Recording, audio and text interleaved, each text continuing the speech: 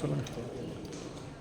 ஓவியம் என்பது சொல்லப்போனால் ஓவியம் இல்லாமல் வாழ்க்கை இல்லைன்னா என்னால் சொல்ல முடியும். காரணம், காலையில் எழுந்து ப்ரஷ் பண்ணுற அந்த ப்ரஷ் கூட ஒரு கலைப்படைப்பு தான்.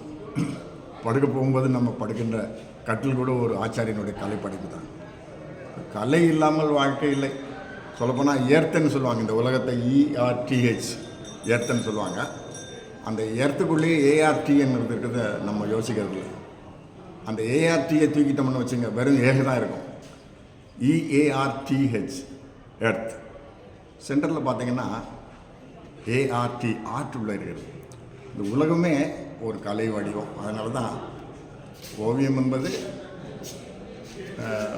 கலைகளிலேயே அவள் ஓவியம் என்று கண்ணதாசனே சொல்லியிருப்பார், கவிஞர் கண்ணதாசன் சொல்லியிருப்பார். அதுபோல் ஓவியத்துக்கு நிகராக எந்த ஒரு கலையை நாம் பார்க்க முடியாது.